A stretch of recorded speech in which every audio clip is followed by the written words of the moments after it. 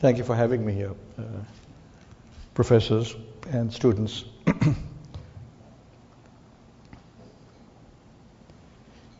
I am an alumni of the Stanford Engineering School, but I must warn you that I never was a very good engineer. I came here for engineering because at the time when I came here, the government of India only gave exchange for an engineering education for an undergraduate.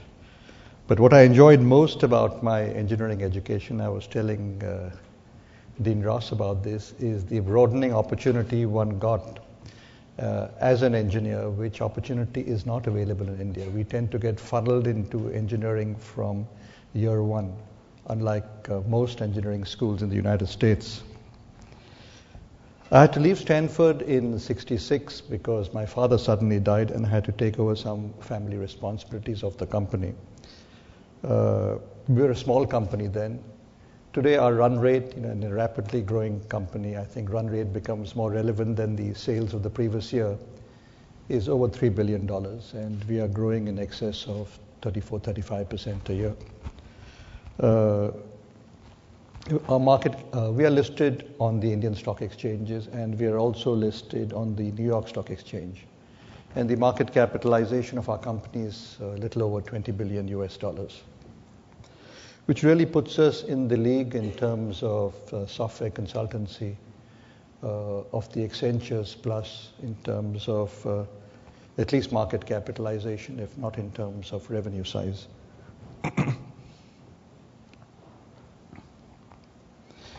Since our entry into information technology in 1981, we have grown in revenue, but we have also grown in headcount. The total number of people which we have in our information technology business today, globally and in India, are in excess of 60,000 people. And the interesting statistics is that they drink 1,400 gallons of coffee a day, and they drink over 3,300 gallons of tea a day. Roughly equal in terms of size.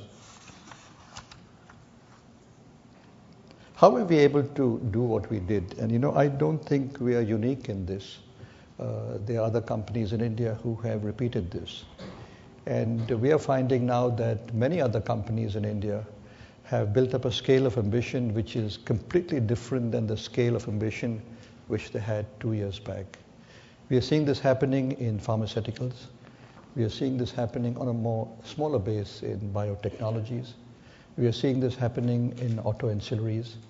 And recently, with a very large acquisition, we've seen it happen in steel, very interestingly, in the quantum acquisition which a company in India did. And I think this firing of ambition in terms of the globalization of Indian companies has in part been generated by the success of the software and the IT-enabled services industry. And I figured we set the example, and our fellow businessmen figured that these fools in software can do it, so can we. Which is really the quantum change, and it's a very pleasant quantum change in the scale of ambition of Indian business leaders, particularly over the past 2 years. How do these changes happen? In every market, at every juncture, incumbent companies dominate almost every industry. Established customer relationships, well-entrenched products, powerful brands, and significant scale advantages make these companies appear invincible to aspiring entrants. Yet time and time again, and particularly you see this in the United States, and particularly you see it in Silicon Valley, upstarts create a disruption in the marketplace, a very strong disruption in the marketplace, innovating on delivery, innovating on process, innovating on technology, innovating on products, and very, very often innovating on business models, which I think is becoming the most important determinant of success in the marketplace. And they change the rules of the game. And because they have changed the rules of the game, they have an equality of a competitive space. For consumers, innovation means higher quality and better value for goods, more efficient services, both private and public, and higher standards of living. For businessmen, innovation means sustained or improved growth, higher profits, And in our interconnected world, innovation improves lives. Here are some examples. They're very interesting, simple examples. Poor fishermen in Kerala, which is the southernmost tip of India, use cell phones now on the way back from their catch so that they can find out where they can get the highest prices and head straight for that part of the market, straight from the sea.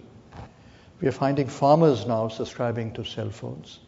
And they do that in India in the small villages because typically farmers in small villages used to sell their produce in the local market, which is called a mandi, M-A-N-D-I. And they very often found that the mandi wholesalers used to exploit them on rates.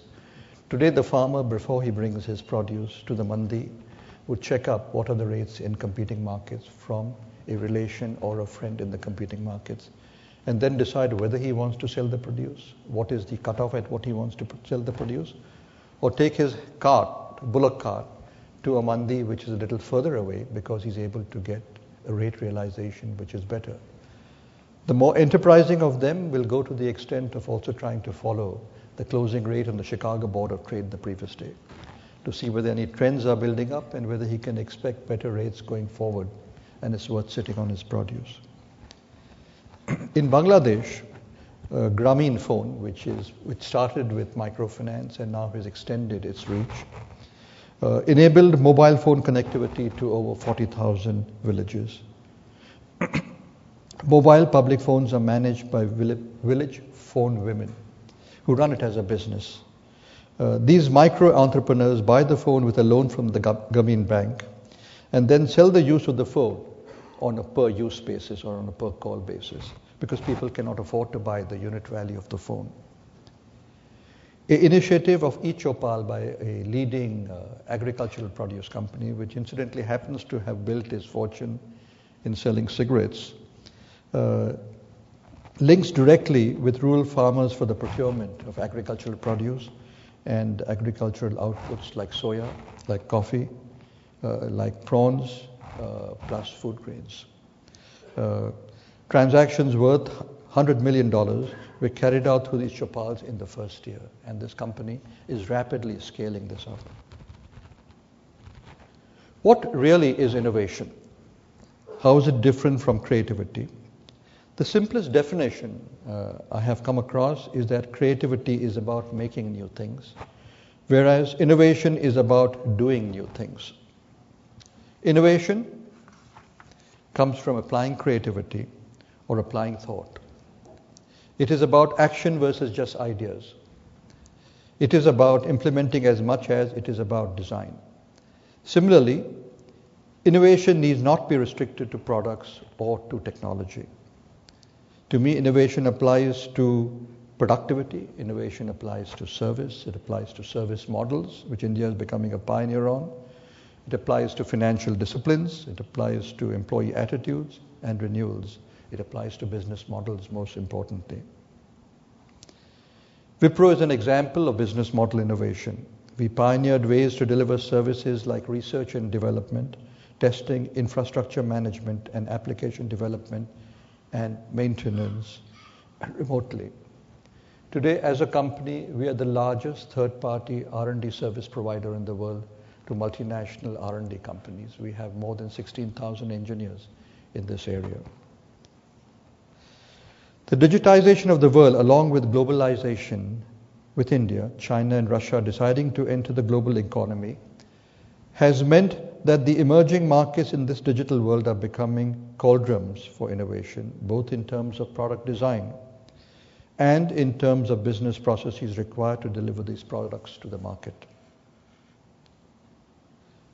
So how does a leader create a culture of innovation? I can share some thoughts with you based on our experience and based on some of my personal experiences.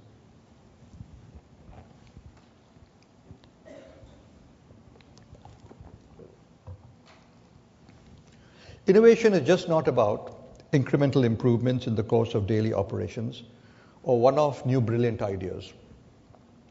Innovation is a culture that needs to be created consciously and pursued assiduously by the organization and always nurtured. And that's probably the most difficult thing to do as one gets larger and as one gets more bureaucratic. First, we need to appreciate that all success creates its own gravity. And please do not underestimate this. It is easy to believe that what has succeeded so far must continue to succeed in the future as well. This builds up a kind of dominant logic that is comfortable to the thinking of the management. Any new idea will be pulled to the ground with the force of gravity. The first step, therefore, is to confront the gravity. If we can inspire everyone around us with a vision that is truly exciting, the feeling of complacency gets whittled and tends to come off. This can provide the escape velocity to counter the gravitational forces. It can also create new energy to dig out and give life to many ideas lying beneath layers of bureaucracy. Second, ideas can come from everywhere and from anywhere, even the finance team. No insult meant, but I just find in all organizations a huge amount of jokes are built around the finance team. I don't know why, but it always seems to be the case in every organization. The customer is a great source for ideas. The customer can actually participate in his getting better satisfaction, provided we can listen to the customer and what he or she has to say. And I think this is the most important thing in terms of customer visits, in terms of customer research, is how do you get the customer to say things or indicate things or give nuances of things which are really unsaid. And very often the customer himself or herself does not know about it. But that is the source of truly very, very interesting ideas.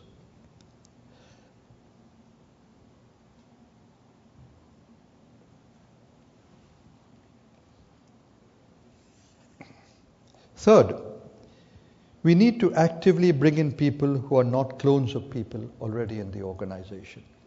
And that means a very, very concerted focus in terms of one's resourcing or recruiting teams. Because typically all of us recruit what we are most comfortable with.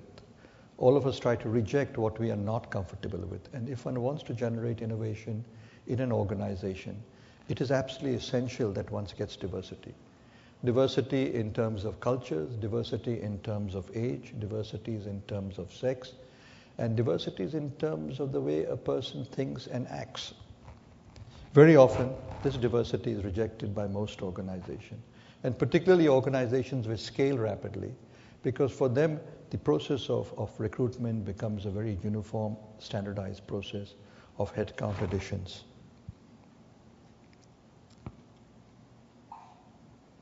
But in addition to selecting the right people and getting them on stream, I think it is very critical that these people are protected. If these people are not protected in an organization by leadership, by supervisors, by management, and by top management, they tend to wither away and leave the organization. And generally the effect of this is much worse off than what would have happened if you had not selected them in the first place. Because that then becomes the image of the organization, that the organization cannot absorb diversity. But such people are invaluable to the innovation process. Fourth, top management needs to demonstrate its commitment to innovation, consistently and always. People hear what others say, but act on what others do. The commitment must be intrinsic and go beyond just providing budgets and physical assets. We need to constantly reinforce the feel that we keep thinking differently if we have to survive and if we have to grow. Fifth, in terms of some principles of our experience on innovation, is the day of the isolated innovator is getting less and less important. We need to innovate, we need to enroll support, we need to work in teams, we need to work in cross-functional, cross-border, cross-global teams to be able to be successful in innovation. Sixth, we must actually encourage our people to constructively challenge ideas once they have reached a certain stage. Too early a confrontation will kill the idea. Too late a confrontation will probably involve an expenditure which could have been avoided. But the intermediate stage, and the key, the trick is really in trying to figure out what is this intermediate stage. It shouldn't be too early, it shouldn't be too late. This helps us to look at the ideas from various angles and bring out nuances that could be critical while implementing them. Seventh, we must allow for creative failure when it comes to generating ideas. It is inevitable. No one likes failure, particularly business leaders.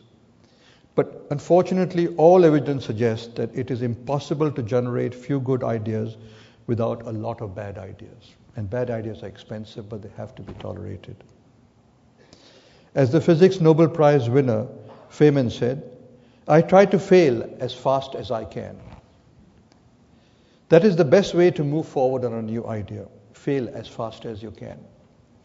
Failure should be forgiven and forgotten as long as the lessons are remembered and recycled. Finally, we must have a clear process to communicate the directions and areas where new ideas are sought, where new ideas are to be focused, so employees can be realistic in their assessment of the opportunities. At Wipro, we have set up an innovation council that acts like an internal VC for innovation. The council has a clearly defined goals and clearly defined objectives. That will fund projects that will improve business productivity for Wipro and its customers, improve our ability to win deals and reduce cost of delivery. Wipro's innovation initiative and its centers of excellence currently have a team close to about 500 people, dedicated professionals on a portfolio of innovation projects in the areas of process improvements,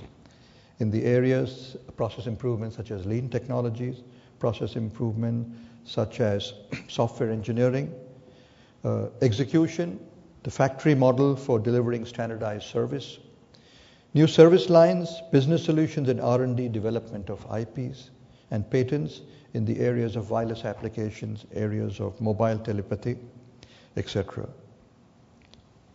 At Wipro, we attempt to institutionalize the spirit of innovation through our innovation initiative about 6 years back, and it has moved reasonably well. It could have moved better. Today, innovation accounts, and this is defined quite tightly, otherwise one can really blow it up, accounts for about 5% of our revenues.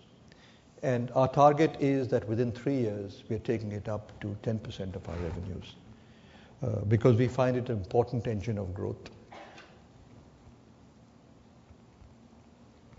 Last year, we filed for 58 invention disclosures on behalf of our customers and ourselves.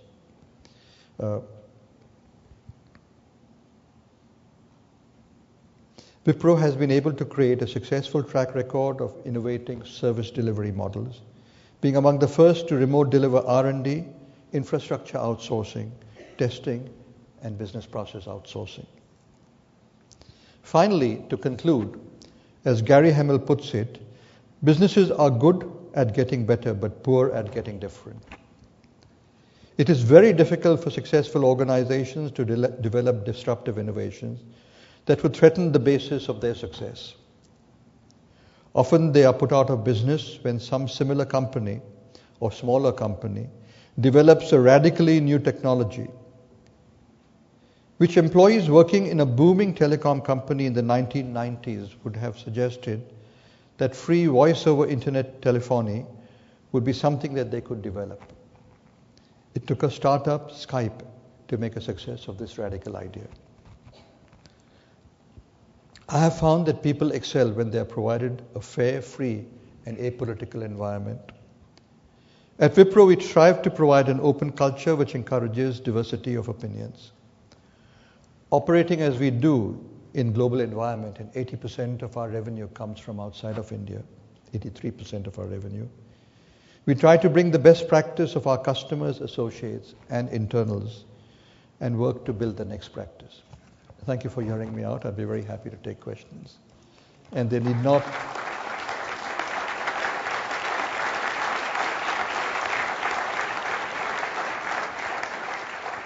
And they can be open-ended questions. They need not be related to a specific subject matter of what I've talked about. Yes, sir. So your company and your industry has grown at astronomical rates, and many analysts expect it to continue to do so. This clearly has huge implications for your company, for your industry, for India, and the rest of the companies that are delivering these services. What implications does this have for the customer? If the offshore outsourced IT service sector grows to 50% of global IT spending, how will companies' internal IT organizations be affected? How can companies use IT as a competitive advantage in that case? Let me just get you some broad perspectives on this, because I have been meeting the media, and I was in some senior level meetings in New York yesterday and day before. I think a very important factor which you must appreciate is a huge shortage is building up of IT professionals in Western nations. Please do not underestimate how serious the problem is. We were going back already to the days which were there in the dot-com boom. And I'll give you some leading indicators of that. These are published figures. Accenture is today running attrition levels of 19% on a global basis, and probably higher attrition levels in the United States. IBM is running about 14-15% attrition levels. We are running 15% attrition levels of our 6,500 employees in the United States, higher than what we run in India. And these are people primarily with H-1B visas of Indian origin, with Indian passports. A serious shortage is building up of IT professionals in Western nations, and the prime reason for that is Western culture is not encouraging, or students are not getting motivated to get into engineering, adequate number, and those which are in engineering are not wanting to specialize in computer science. So fact number one is that part of this scarcity of talent is being serviced by outsourcing, because countries such as India, countries such as China produce engineers in a scale proportion, 5 times what US produces, 4 times what US produces, depending on the figures which US produces.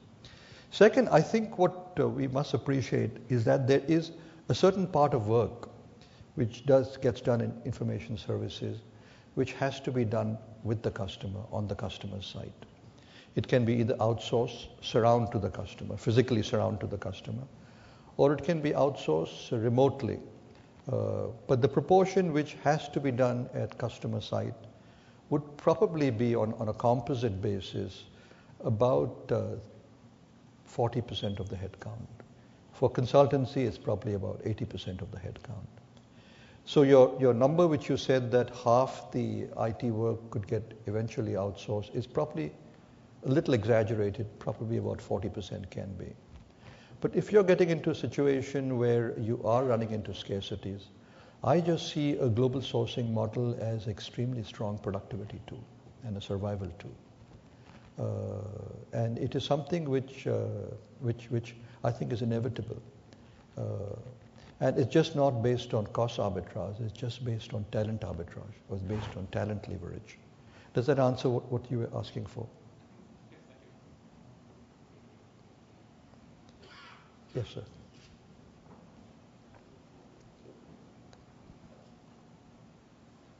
I have a question related to changing mindsets. In our company, we outsourced a lot of our IT business a few years ago to Wipro. And then the general attitude was, we'll give the easy problems to Wipro, and we'll keep a second line of support in Dublin, where we'll keep the tough problems to ourselves. So we give the easy stuff over to Bangalore. How much of this attitude and mindset do you find it to be a challenge in your business, and do you see it changing over time? Oh, there's a huge change over time. There's a huge change over time. But, companies go through a phase. In fact, we find in Europe, and we have about 9 centers in Europe, which we call nearshore centers, very physically close to the customer or the concentration of customers.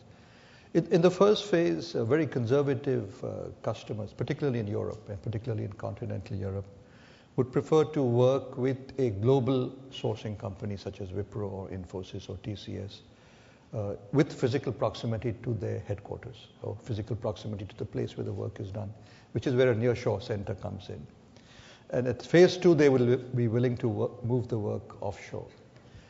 And at phase 3, they would be willing to get into more high quality work.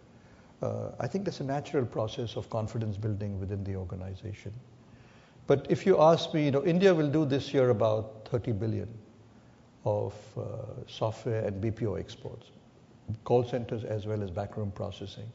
If you take software, of this about, I think 18 billion would be software services. all of BPO services are completely offshored, and the processes which are getting offshored of BPO services are getting more and more sophisticated, including analytics, including pre-preparation by McKinsey of all the presentations to their customers, including 60% of the presentations of complex solutions being done in the back room. But in software services, I would say of the 18 or 20 billion, maybe about 30% would be quality work, which is in a way the heart of the organization. To give you an example, and this is not just trying to market Wipro, we are very large in R&D services, and we work with 10 of the 11 largest telecom companies in the world today. And we are working on next generation switch design and next generation cell phone designs. And a part of our work, which is significantly increasing in terms of proportion, is on a service level agreement basis. It's not on a time and material basis. We take responsibility for end deliverables. We take responsibility for, say, an end cell phone design and get paid a significant part of our fees on the success of what we have co-worked with our partner on. So our front-end fees are even often lower than our cost. So the models are changing. As customers get more confident, they do more. And American customers, particularly because of the track record of having worked in this offshoring model, are increasingly getting into sophisticated work, including in the area of infrastructure support. One of our fastest growing lines today is global infrastructure support, which typically the IBM or the EDS or the Capgemini does. And the size of the contracts is increasing. So it's not the $40, $50 million subcontracts which are being considered for offshoring. It's the $200, $300, $400 million contracts, not yet the $1 billion contracts. Yes, sir.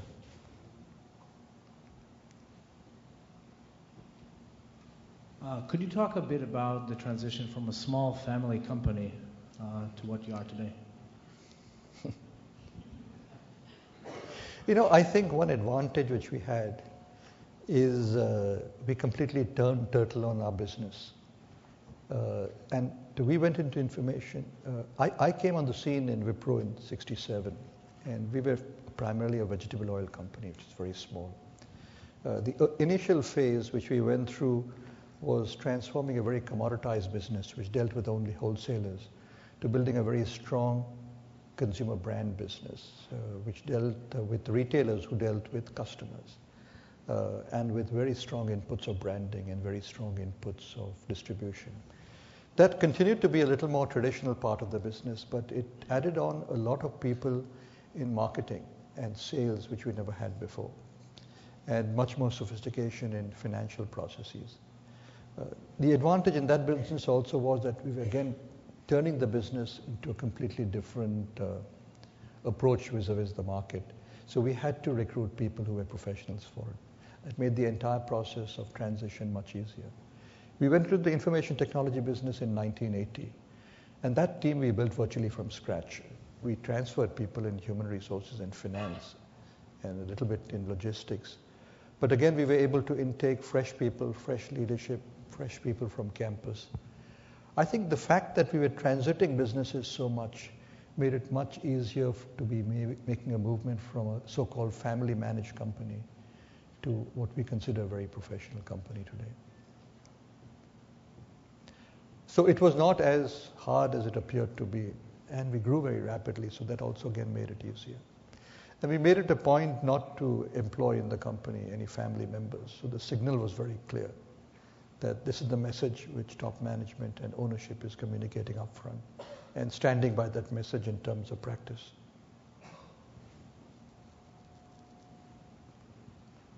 Yes, madam.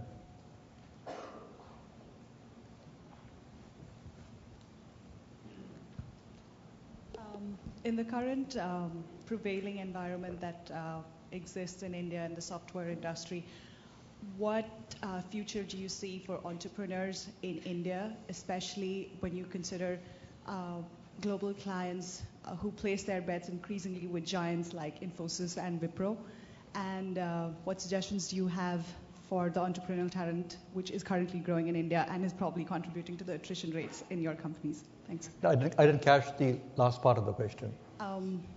So a lot of youth today in India are quitting large giants like Infosys, Wipro, and big brand names to start their own companies.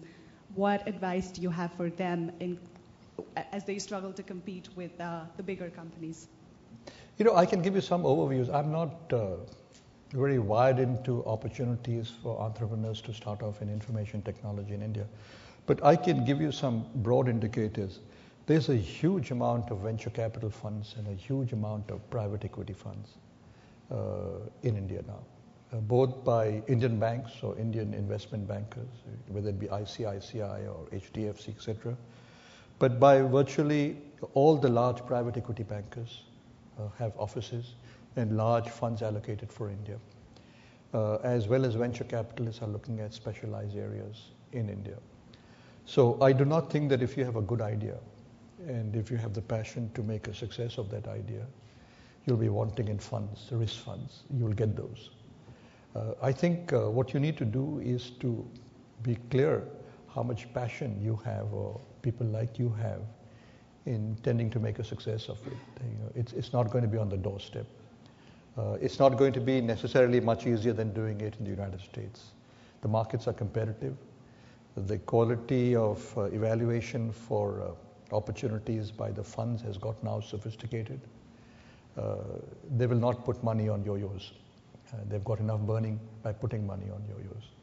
And if you want to be in the area of services, my strong advice is, for God's sake, focus. You cannot build another Wipros at the start.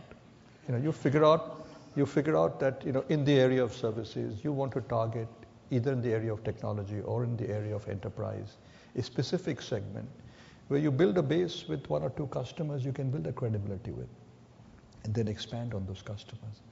I just find, we've had some people who've left us and have come back to us, and they try to build clones of Wipro. And the customer is consolidating. There's no question on that. And the rich are getting richer, and the big are getting bigger. And you see it in terms of movement of the top 5 companies from India in terms of share of exports. It's probably going up by about between 1% and 3% a year, which is a typical indication of what is happening. Not because we're necessarily smarter, but because our brand helps us in being able to give higher security to the customer who is making a risk decision. But there are opportunities, but the opportunities are going to be as tough as the opportunities you see anywhere else in the world. It's not on a platter for you. Yes, sir.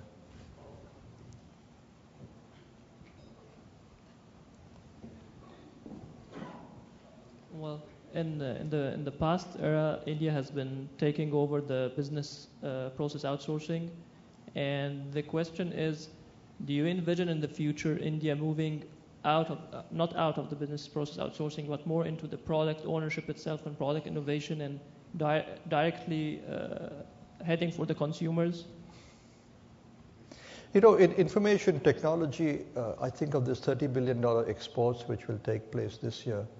I think in the IT area, products would account for probably under 3 or 4% of it.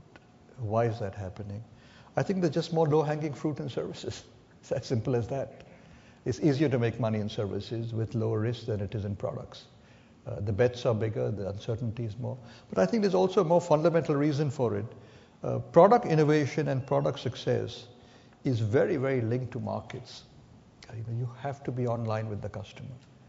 And to be sitting in India and to be online with an American customer or a European customer, you're losing your uniqueness of advantage of a remote delivery model very severely. So what are you really bringing to the table which is unique? If in terms of access to the customer, you have to build a very strong base in the consuming market. So a very large part of your cost arbitrage or cost advantage gets whittled down. 2 is much riskier, and there is low-hanging fruit. So whether we like it or not, we are gravitating towards where the risks are less and the rewards are more. I do not see India emerging as a large product innovation country, unfortunately. But the nice thing about it is that every product company is trying to build a service business. I mean, it's an absolutely universal trend. Every product company wants the advantage of an annuity business. And generally, margins tend to be better in services than they tend to be in products. There are exceptions, of course. The Oracles are the exceptions. The Microsoft are the exceptions. But they've built a huge critical mass, and they're also trying to reap an install base through services. Yes, sir.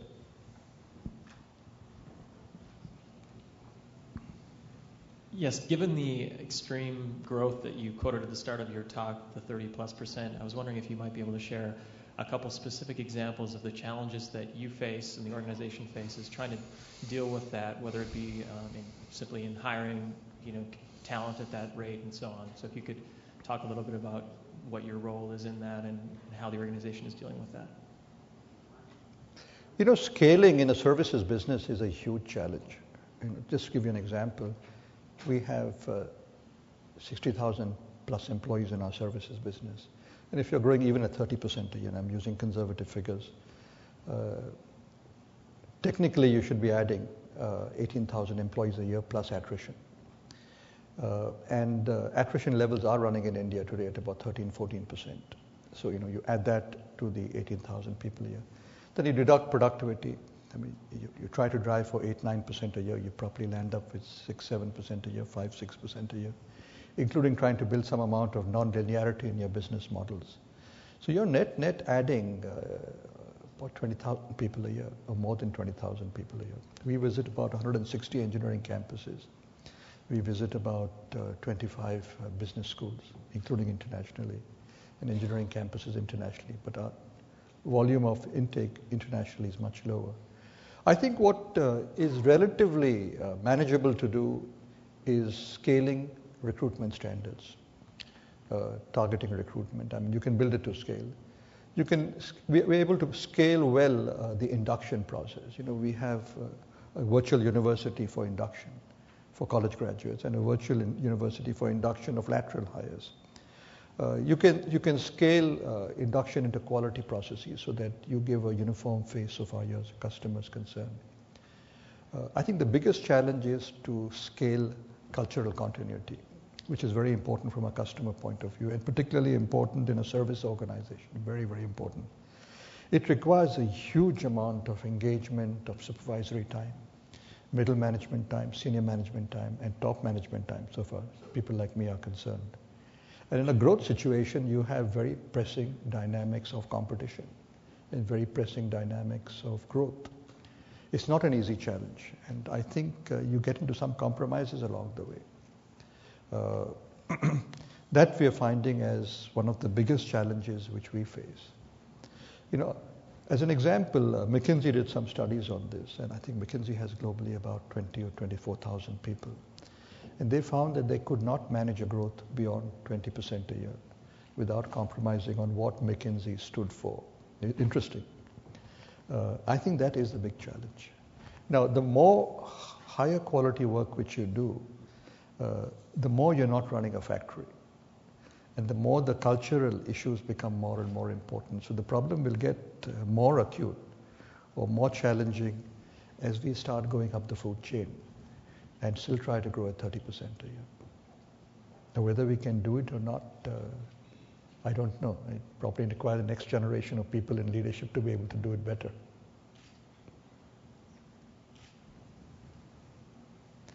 Yes, sir.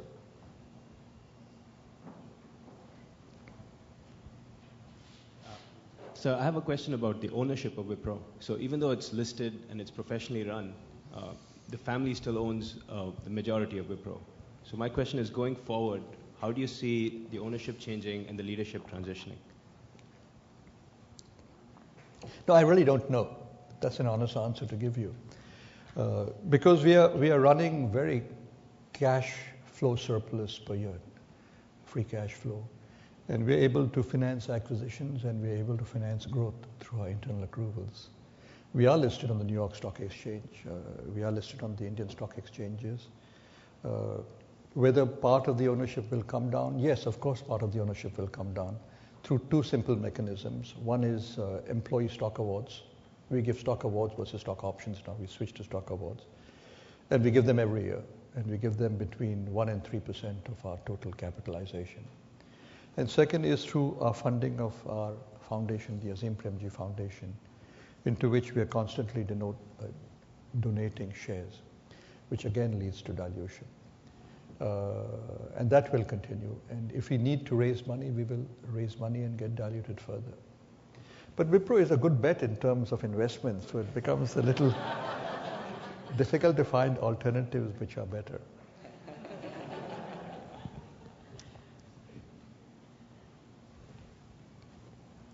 Yes, madam. Can you use a mic, please?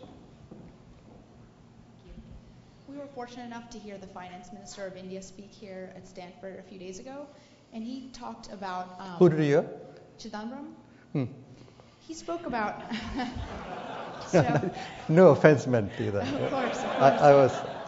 So my question he spoke a lot about how two things are very important to him as he thinks about India's future. One is maintaining the 8% growth rate of India, but number two is to make sure that that doesn't come at the expense of the social balance, and how sort of all segments of society, should maybe be benefiting collectively. And I think this is reflected in a lot of the policy decisions that are being made right now in India. And I was wondering if you could speak a little about how you found, managing a business like yours that's growing as rapidly and is such a power player in a regulatory environment that reflects that kind of a mentality. I don't think India is such a regulatory environment which is made out to be. I think our image is worse than our facts, frankly. I think we do a very poor job of selling ourselves. You just take the contrast with China. We have an operation in Beijing and we have an operation in Shanghai. And we have about 170 Fortune 500 as our global customers. And I do get a chance to interact with them, with the leadership there and the CEOs there fairly frequently, because they're an important customer base for us. The general experience is that India is under-projected in terms of its liberalization. But equally important, the experience is that China gives with one hand and takes away with two, consistently. They find it's much easier to make money in India than it is to make money in China.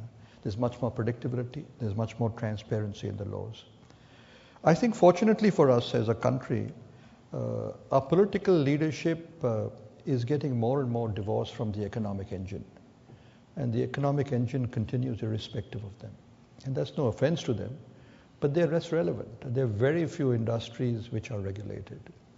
And I think too much of the regulation is spun around the fact that insurance is not permitting 49% foreign ownership, or retail is not opening up to multinational investments.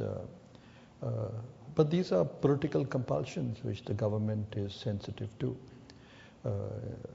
Retail is a political compulsion because we have 21 million retailers in our country, which employs a father, a mother, 2 children in the afternoon who drop in after school, and 1 paid employee. And whether you like it or not, retail formats which are large will displace jobs. The contra is that they will generate much more farm income and much more farm value add. So you'll see probably creation of jobs there. But politically, it's difficult for the government to bell the cat. And I think this is getting a lot of foreign visibility and therefore causing an impression that we are very bureaucratic. I don't think we are. Speaking to the mic, madam.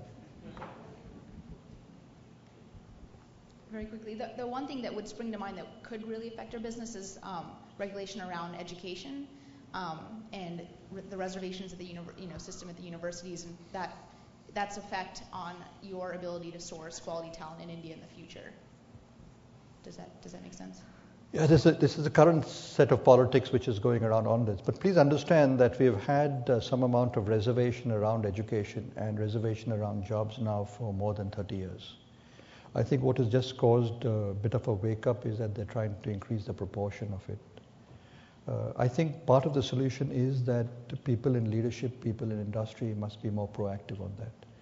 In terms of participating, in terms of creating a little more free and a little more encouraging competitive environment for people who come from societies or parts of societies where they are disadvantaged in terms of their background and therefore not on equal competition.